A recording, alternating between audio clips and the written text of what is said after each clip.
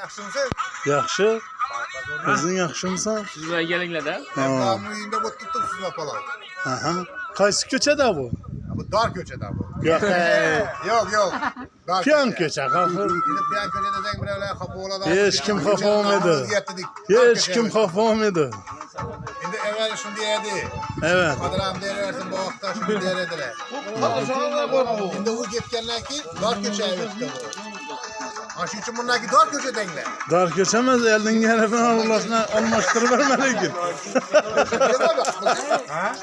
Doğru mu çap? Bunda elden gelipini aytıp özgertiriverediler onu. Yok, şimdi diyerler. Ya evvel bir köçesi yaxşı olsun. Ha attı. Yine Atabek trendde yine. Yine. Muziki iştirttim. Yine kiçkene attı. Hazırdan mı bu? Yine. Yine Allah tası ol bilen tuttu yine. Attı uçur muzikeni. Şakir. Çorba pişti mi? Şakir, sonra mı? Pişti onu. Ya Şakir içmedi kalkın. Atana verdin mi salak? Şakir içmedi. Kaysa attı. Ona gel. Bansaya yarışsa kalkın. Başına ona kişi böyle akşam öldü. Ya kay bansaya gitti aş kazanında olatı bitti. Okey, ben şekerim bile. Attı gelince kız çıkıyordu belki. Ha? Attı gel bir kez akış. Onda ya İslam'ın kocalıkına telefon etiş gerek. Bana telefon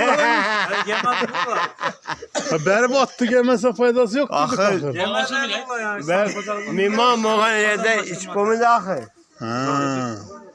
Rışat. Bütçe kilo bindi. 35 yıl. Muhaddis yine. Yeter de bir lenge ikram mı veriyor yemeğe? Köpek gitmem mi? Bir Ha? lenge yeter de. Hep diyecek misin ya? Komşulukinde şunu mu oldu? Bir lenge ikram mı oldu? Yetirmek. Koşa komşulukinde bu mazlum. Hava.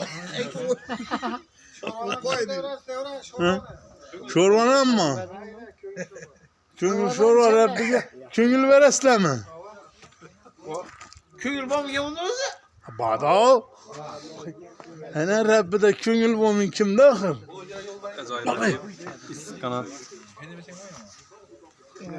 Yine çorba geleveresle.